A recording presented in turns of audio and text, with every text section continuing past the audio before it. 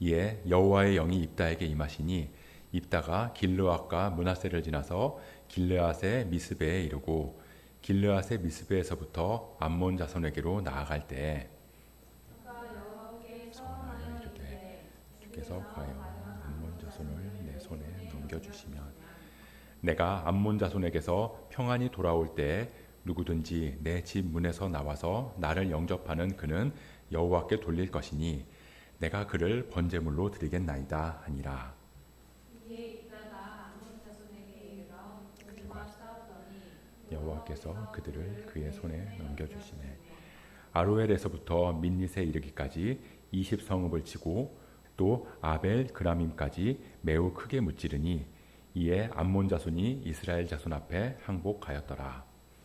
입다가 미스바에 있는 자기 집에 이를 때에 보라 그의 딸이 소고를 잡고 춤추며 나와서 영접하니 이는 그의 무난 동료라.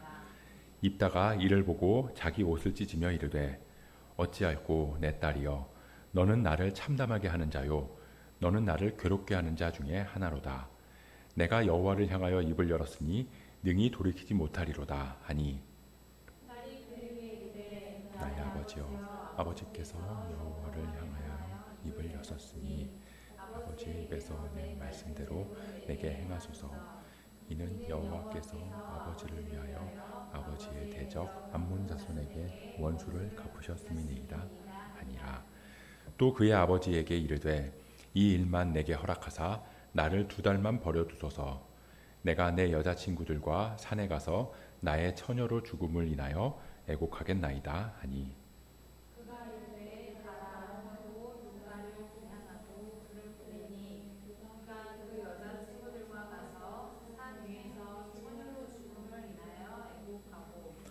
두 달 만에 그의 아버지에게로 돌아온지라. 그는 자기가 서원한 대로 딸에게 행하니 딸이 남자를 알지 못하였더라. 이것이 이스라엘의 관습이 되어 길르앗 사람 입다의 딸을 위하여 나흘씩 애곡하더라. 아멘.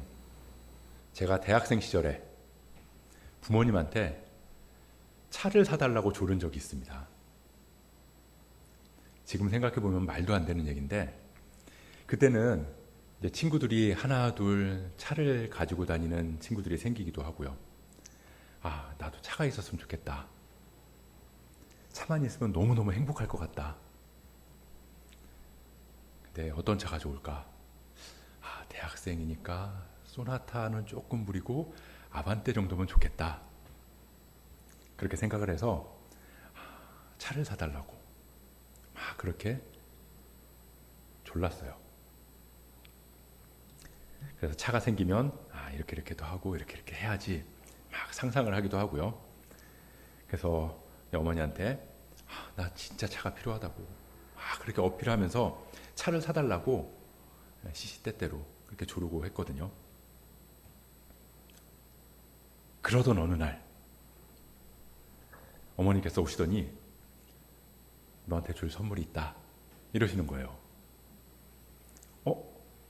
혹시 이러면서 이제 기대에 찬 눈으로 뭐냐고 물어보니까 어머니께서 딱 꺼내서 보여주신 건 액자였어요. 그 안에 성경 말씀이 적힌 액자.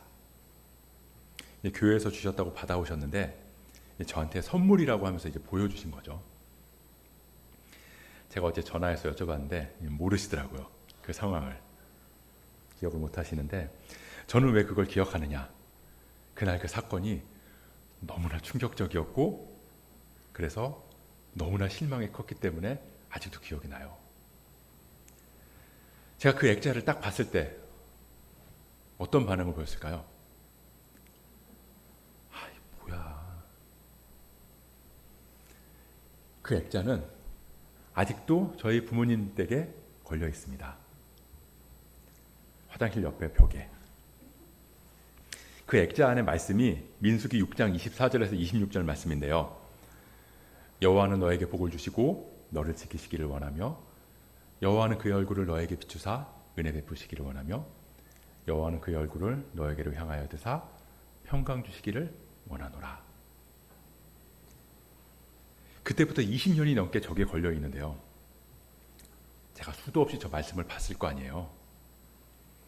그래서 지금도 저희 아이들한테 밤마다, 매일 밤마다 저 말씀으로 축복 기도를 해주고 있는데, 지금 생각해 보면 저 액자 안에 저 말씀이 그때 저한테 꼭 필요한 말씀이었던 게 아니었을까. 그때 저는 이제 대학을 졸업할 때가 거의 다 돼서 이제 대학 졸업하면 뭘 해야 되나 막막하기도 하고, 근데 또 한편으로는 현실을 피하고 싶어서 방황하기도 하고, 그러면서 생각 없이 놀기도 하고, 그래서 자존감이 많이 떨어져 있는 그런 상태였거든요. 어쩌면 하나님은 그때 저한테 가장 필요한 말씀을 저 액자를 통해서 말씀하신 게 아니었을까, 그런 생각이 들어요. 그때 저한테 가장 필요한 건 아반떼가 아니라 하나님의 말씀이었던 거죠. 그때 만약에 저한테 아반떼가 생겼더라면 그럼 어땠을까요? 뭐 차가 생겼다고 달라진 게 없었을 수도 있어요. 하지만 어쩌면 더 생각 없이 놀고 더 생각 없이 살지 않았을까, 그런 생각이 지금 해보면 듭니다. 우리는 이스라엘의 8번째 사사인 입다에 대해서 보고 있는데요. 하나님께서 입다를 뭐라고 부르셨죠? 큰 용사다. 큰 용사다. 근데 입다는 전혀 큰 용사로 불릴 만한 모습이 아니었잖아요. 기생에 낳은 아들이었고요. 배다른 형제들은 자기를 무시하고 쫓아냈고, 그래서 형제들을 피해서 도비라는 땅으로 도망을 갔고요. 거기서 잡류들, 방탕하고 경박한 사람들하고 어울리는, 그러니까 지금으로 말하면 뭐 폭력배, 뭐 깡패, 뭐 이 정도가 되지 않았을까 싶어요. 근데 그때 이스라엘의 상황이 어땠냐? 암몬이라는 나라가 쳐들어오겠다고 길르앗에 진을 쳤고요. 이거 막아야 되니까 이스라엘도 군사를 모아서 미스바에 진을 치고 대치하고 있는 상황이었어요. 어쨌든 암몬이 쳐들어온다고 하니까 막아야 되고 싸워야 되니까 군사를 모아서 진을 치기는 쳤어요. 근데 이 군사들을 이끌고 나가서 싸울 장수가 없었던 거죠. 리더가 부재했던 거예요. 그게 마치 영적으로 무너진 이스라엘의 상황과 같았다는 겁니다. 그러니까 이 길르앗의 장로들이 그러니까 전쟁에 나와서 싸울 만한 이 장수들을 찾다가 입다를 찾아온 거예요. 네가 나가서 이 군사들을 거느리고 좀 싸워줘라. 그러면 네가 우리의 머리가 될 거다. 한마디로 우리가 너를 왕처럼 모실게. 제발 이 전쟁에서 군사들을 데리고 나가서 싸워서 암몬을 무찔러줘. 그래서 입다가 이 군대의 장관이 돼서 암몬이랑 싸우는데요. 우리가 읽지 않은 이 11장 12절부터 28절 그 말씀이 암몬이랑 싸우기 전에 이스라엘이 암몬과 이야기하는 내용이에요. 이 고대의 전쟁은요, 이 전면전을 하기 전에 이 장수들이 먼저 나와서 서로 말로 겨루거든요. 말하는 걸로. 그러면서 이 전쟁의 명분을 찾는 거예요. 다윗과 골리앗이 싸울 때, 그때도 보면 이스라엘이 블레셋이랑 싸울 때 이 군사들이 대치해 있잖아요. 그때 골리앗이라는 장수가 먼저 나와서 막 말을 하는 거죠. 말로 하나님을 무시하고 하나님을 조롱하고 이스라엘을 막 까는 거예요. 그러니까 다윗이 그걸 못 참고 나와서 이스라엘의 장수로 나와서 골리앗이랑 맞서서 싸우는 거죠. 그래서 이긴 겁니다. 이 싸움도 비슷한 거예요. 먼저 장수들이 나와서 명분 싸움을 하고 그리고 나서 결판이 안 나면 전면전을 하는 거거든요. 이제 암몬이 사신을 보낸 거예요. 뭐요? 입다가 암몬에 사람을 보낸 거예요. 니들 왜 우리를 쳐들어온 거냐? 그랬더니 암몬이 이야기하는 거죠. 니들이 우리 땅을 가져갔잖아. 그러니까 다시 입다가 우린 그런 적 없다.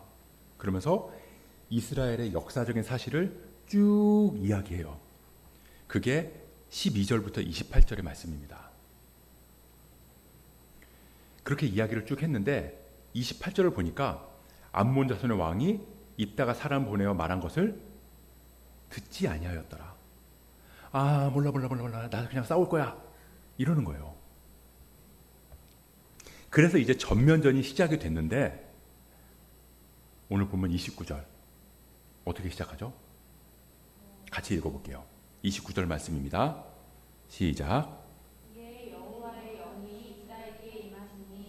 입다가 길르앗과 므낫세를 지나서 길르앗의 미스베에 이르고 길르앗의 미스베에서부터 암몬 자손에게로 나아갈 때, 자, 여호와의 영이 입다에게 임하시니 이렇게 시작이 돼요. 전면전을 시작하기 전에 하나님의 영이 입다에게 임한 거죠. 이걸 지금 우리말로 하면 하나님께서 입다와 함께 하시니, 하나님께서 입다랑 동행하시겠다고 약속하신 거예요. 이스라엘과 함께 하겠다. 하나님께서 주시는 최고의 선물이라는 겁니다. 자, 이 말씀을 보면 알겠지만 사실 하나님은 암몬이랑의 전쟁 그닥 관심이 없어요.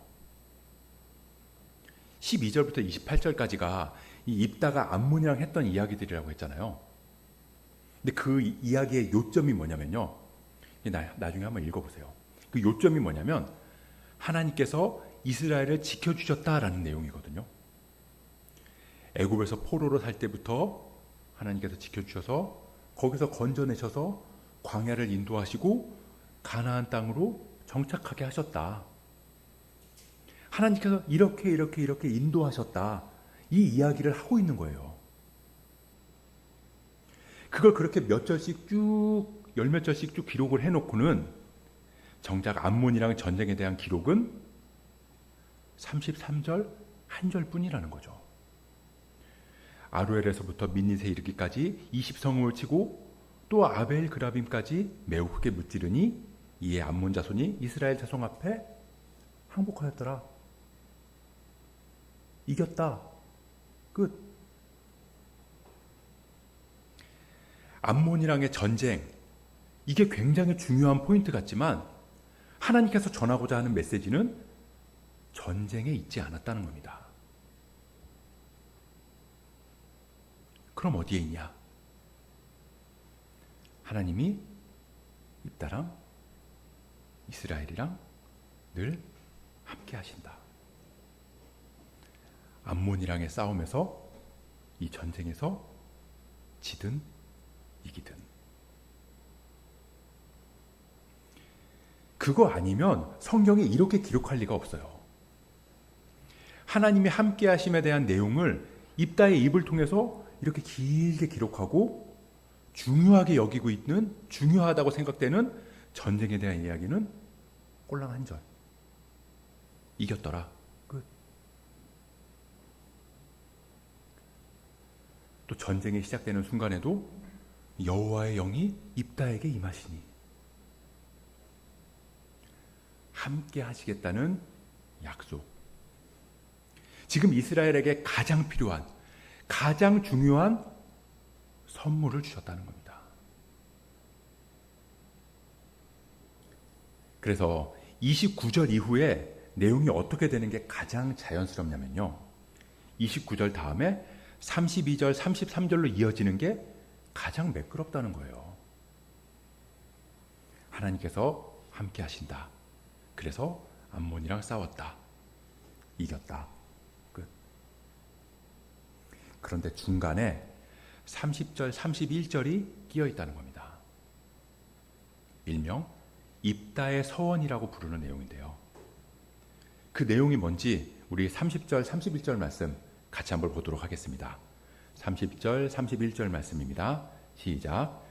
그가 여호와께 서원하여 이르되 주께서 과연 암몬 자손을 내 손에 넘겨주시면 내가 암몬 자손에게서 평안히 돌아올 때에 누구든지 내 집 문에서 나와서 나를 영접하는 그는 여호와께 돌릴 것이니 내가 그를 번제물로 드리겠나이다 하니라.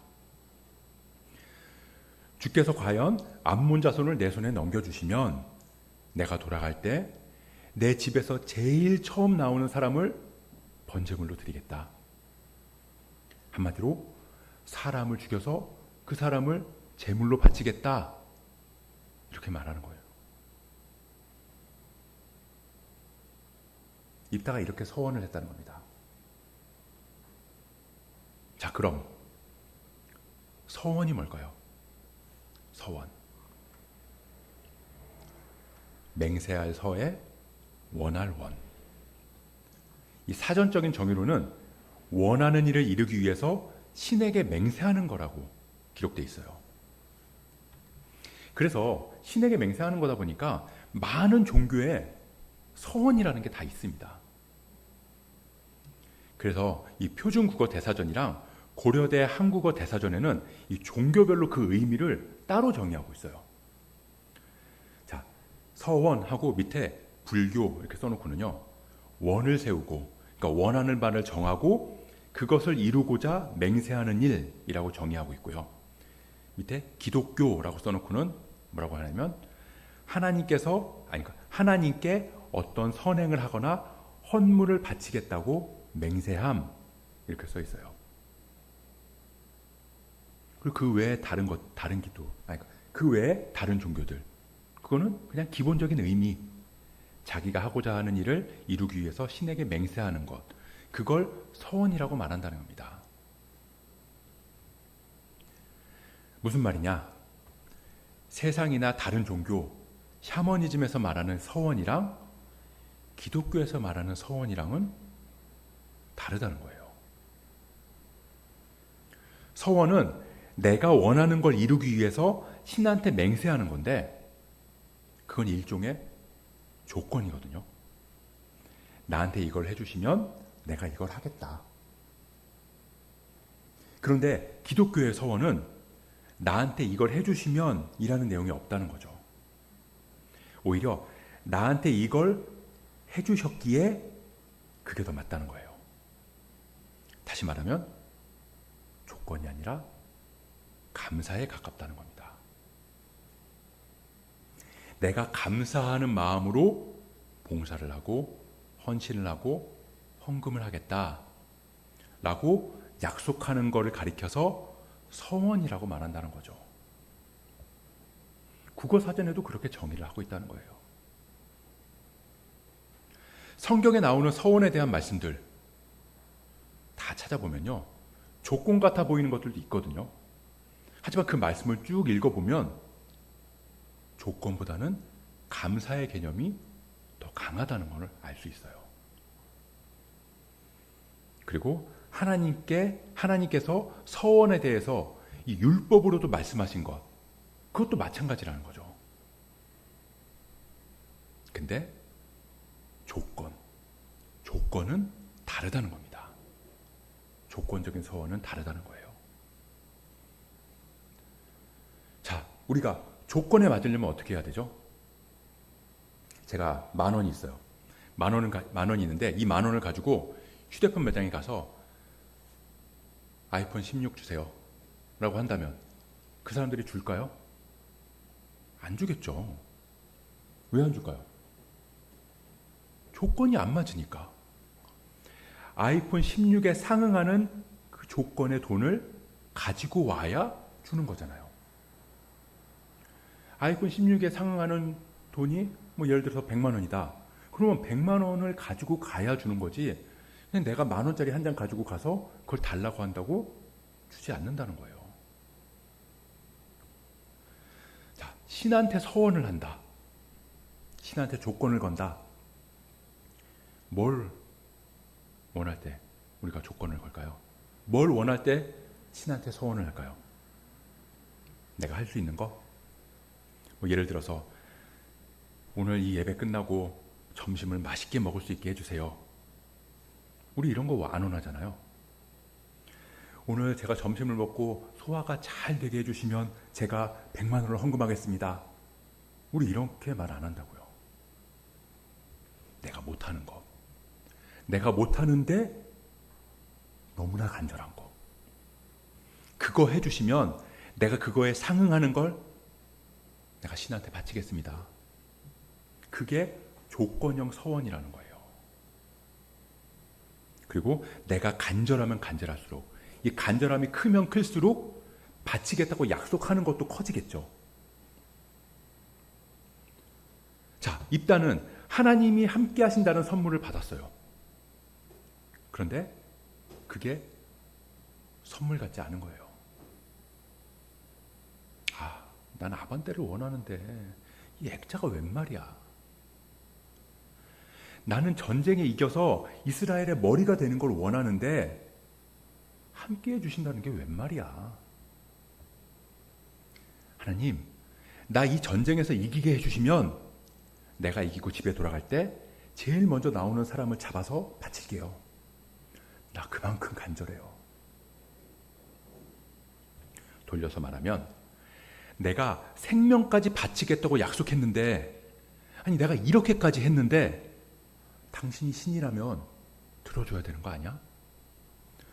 생명까지 바치겠다고 하면 안 들어주고는 못 베길걸? 이게 조건형 서원이라는 겁니다.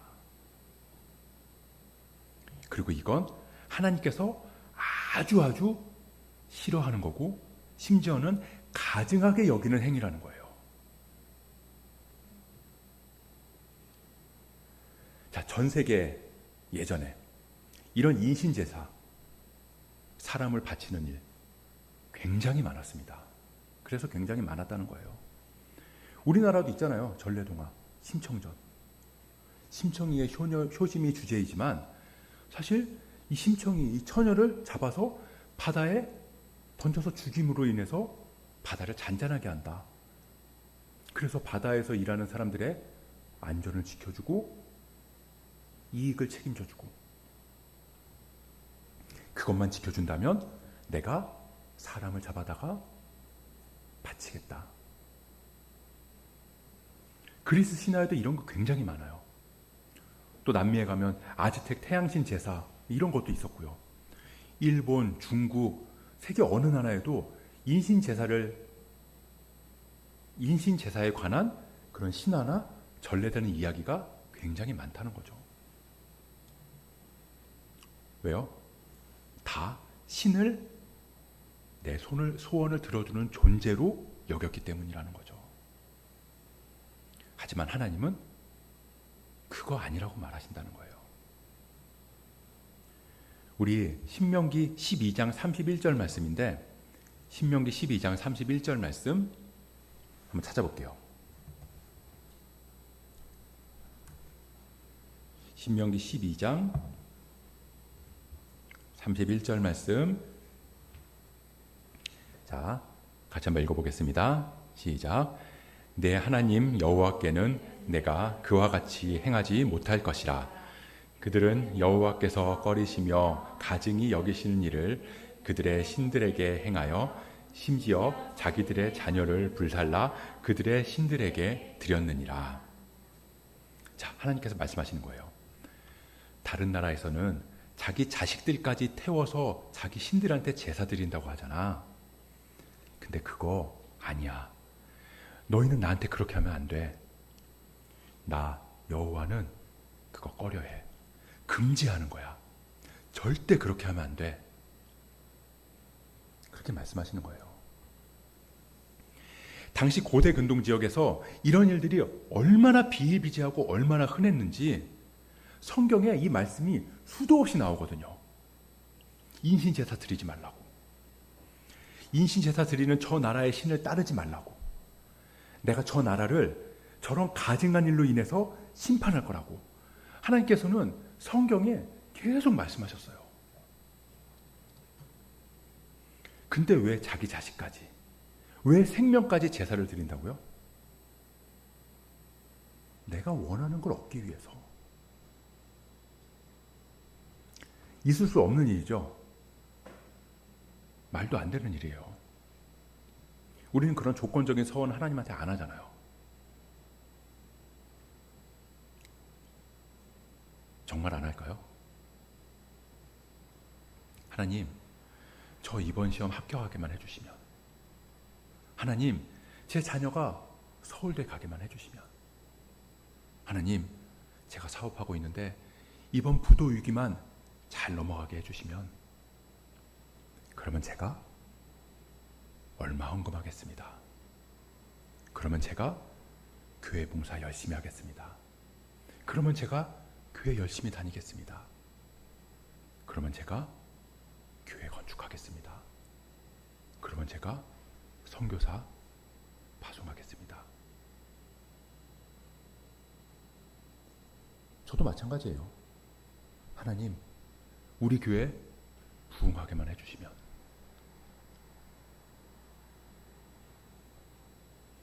하지만 하나님은 분명히 선물을 주셨다고요. 여호와의 영이 입다에게 임하시니. 하나님이 나와 항상 함께 하신다는 선물. 그런데 우리는 그건 선물 같지 않다고요. 함께 하시는 거? 오케이. 함께 하시면 좋죠, 뭐. 함께 하신다는데. 좋아요. 나도 좋은 거 다 알아요. 좋은 건 좋은 건데, 그건 그거고, 내가 원하는 선물은 따로 있다고요. 그거 달라고요, 그거. 그거 주면 내가 이거 해준다니까요. 내가 얼마나 간절한지 하나님 지금 모르시겠어요?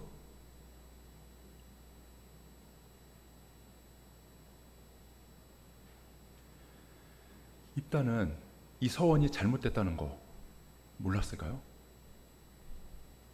분명히 앞에서 하나님께서 이스라엘을 어떻게 인도하셨는지를 쭉 이야기했잖아요. 그런 거 보면 신앙이 없는 건 아닌 것 같은데, 그런데 왜 하나님께서 금하신 서원을 한 걸까? 알았지만 이미 삶은 이방 나라의 가치관에 쩔어 있었기 때문에, 그게 원래의 신앙이랑 짬뽕이 돼서 이상한 모습으로 변질이 됐다는 거예요. 그리고 그걸 신앙이라고 착각하고 있다는 거죠. 마찬가지잖아요. 하나님의 축복, 성경에서 말하는 하나님의 축복은 하나예요. 하나님께서 항상 함께 하심. 여호와께서 요셉과 함께 하심으로 그가 형통하였더라. 여호와께서 히스기야와 함께 하심으로 그가 어디로 가든 형통하였더라. 이게 하나님께서 말씀하시는 축복이라고요. 근데 세상에서 살다 보니까 우리 역시 세상에서 말하는 축복이랑 하나님께서 말씀하신 축복이랑 짬뽕이 돼서 부자 되고 건강하고 행복하고 성공하고 잘 나가고, 그게 축복이라고 착각하게 된다는 거예요. 사랑도 마찬가지죠. 하나님의 사랑이랑 세상의 사랑이랑 짬뽕이 되다 보니까 하나님은 누굴 제일 사랑하세요? 나를 제일 사랑하고 나를 제일 중요하게 여기고 사랑해야 된다고 생각한다는 겁니다. 물론 나를 사랑하시죠. 나를 가장 사랑하세요. 하나님께서 우리 한 사람 한 사람을 가장 사랑하신다고요. 근데 세상의 사랑이랑 짬뽕이 되면 그 하나님의 사랑이 어떻게 변질이 되냐면 내 고통과 고난이 이해가 안 되는 거예요. 아니, 하나님은 나를 가장 사랑하셔야 되는데 내가 지금 이렇게 고난을 겪고 있다고? 이게 말이 되나? 저 사람의 고통? 그럴 수 있어. 근데 내 고통? 그럴 수 없다는 거예요. 왜? 내가 제일 소중하니까. 내가 제일 중요하니까. 하나님은 나를 제일 사랑하셔야 되는 분이니까.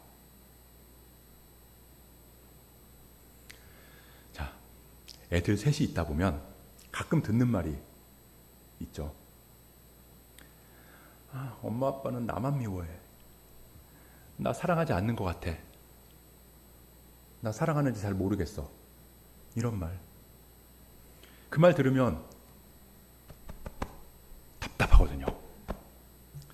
분명히 사랑하는데. 첫째도 사랑하고 둘째도 사랑하고 셋째도 사랑하는데. 근데 때로는 그 애들 중에 하나한테 야, 네가 좀 양보해. 야, 너가 좀 이렇게 해야지. 야, 너가 좀 이해해. 네가 먼저 이것 좀 해. 이렇게 혼낼 때도 있고 화를 낼 때도 있어요. 그래서 애들이 그렇게 느끼는 거죠. 이해가 안 되잖아요. 왜 내가 그걸 해야 돼? 나한테 이렇게 하는 거 보니까 엄마 아빠는 날 사랑하지 않나 봐. 그렇게 느끼는 거겠죠. 근데 엄마 아빠 입장에서는 어때요? 셋 다 사랑하지만 그 사랑하는 사람이 모인 이 가정, 사랑의 장소 중요하거든요. 그 셋의 관계 중요하거든요. 때로는 한 녀석한테 혼내고 모진 소리를 하더라도 가정이 하나 되고 그 셋이 서로 사랑으로 뭉치고 우리 가정이 사랑의 가정이 되는 거, 그걸 더 중요하게 여긴다고요. 그건 아이를 사랑하지 않아서가 아니라 오히려 사랑하기 때문에. 그래서 혼을 내도 쫓아내진 않는 거예요. 엄마 아빠는 항상 아이와 함께 하거든요. 아이한테 핸드폰 사주는 거, 그거 선물일 수 있죠.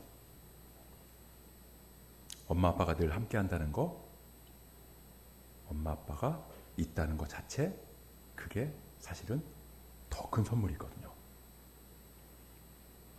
자, 핸드폰 사줄 테니까 엄마 아빠랑은 영원히 떨어져 살아야 된다. 과연 핸드폰이 선물일까요? 입다한테 하나님의 영이 임했다. 하나님이 항상 함께 하신다. 그러면 전쟁에서 이기고 지는 건 그다지 중요한 게 아니라는 겁니다. 이길 수도 있고 질 수도 있고. 입다 입장에서는 그게 생명을 죽여서 제사할 만큼 간절하게 여겨졌지만 그거 하나님 입장에서 보면 크게 관심 없다고요. 우리한테 일어난 고난, 고통 해결될 수도 있고 안 될 수도 있고, 우리는 그거 안 되면 죽을 것 같고 별짓 다 해서라도 해결되기를 바라지만 그것보다 더 중요한 건 하나님이 우리와 함께 하신다. 그 선물이 우리에게 이미 주어졌다는 겁니다. 신앙은 그걸 깨달아가는 거예요.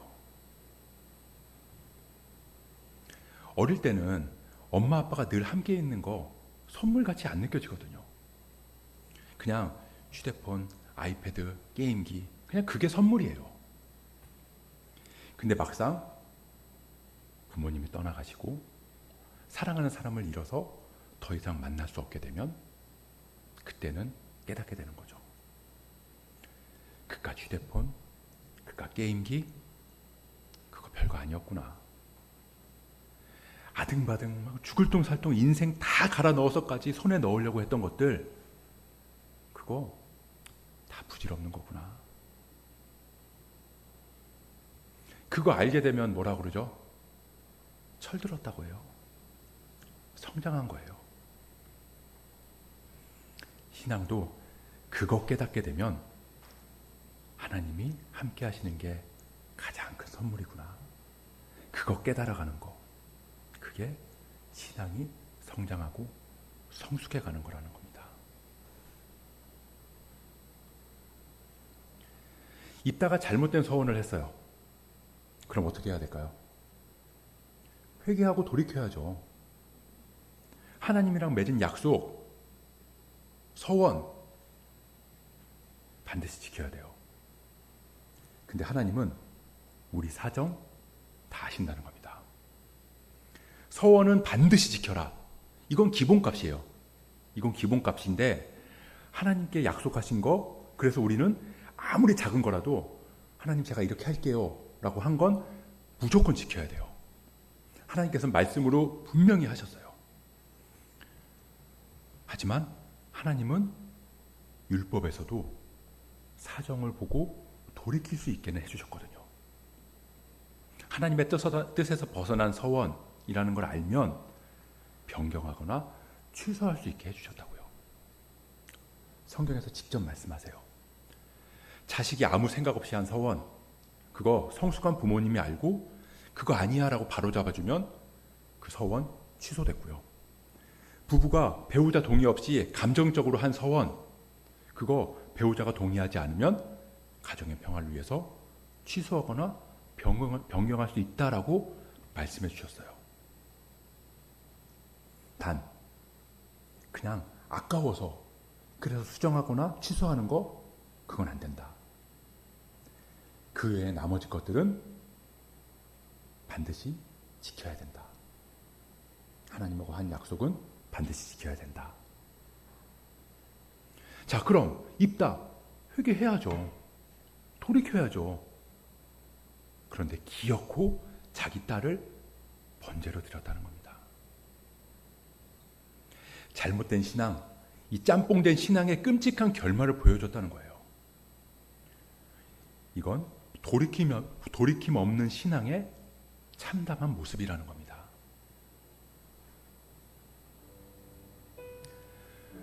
우리의 신앙 어떤가요? 우리의 신앙은 하나님 앞에 바로 서 있나요? 하나님께서 나와 항상 함께 하신다.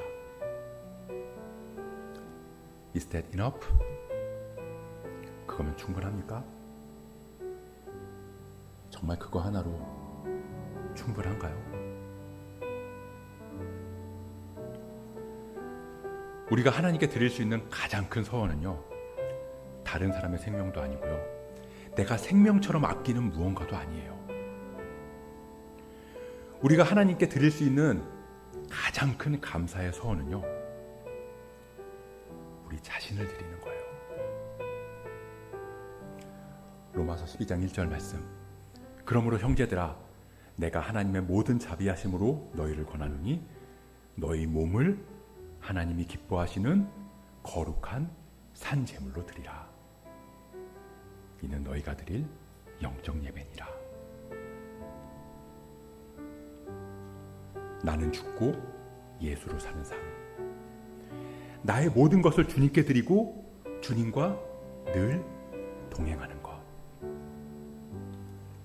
그건 조건이 아니거든요. 느껴지지 않아도 하나님께서는 우리와 늘 함께 하세요. 느껴지지 않아도. 하나님은 그 최고의 선물 우리에게 주셨습니다. 그래서 괜찮아요. 좀 안 돼도 괜찮고요. 좀 아파도 괜찮고요. 좀 실수해도 괜찮고, 괜찮지 않아도 괜찮아요. 그러다가 필요한 때가 되면 안 되다가도 되게 하지 않으시겠어요? 아프다가도 낫게 하실 거고, 실수하다가도 성공하게 하실 거고, 그러면 그건 나름대로 좋은 거죠. 하지만 가장 중요한 건 하나님이 함께 하신다는 것. That's enough. 그거면 충분합니다.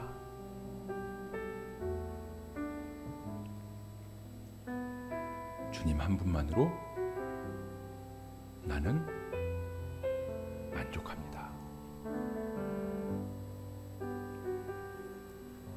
그 고백이 우리의 날마다의 삶에서 끊이지 않기를 축복합니다.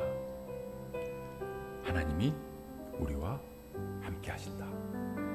그 최고의 선물을 품고 감사함으로 믿음의 길 걸어갈 수 있는 저와 여러분 되시길 주님의 이름으로 간절히 축복합니다.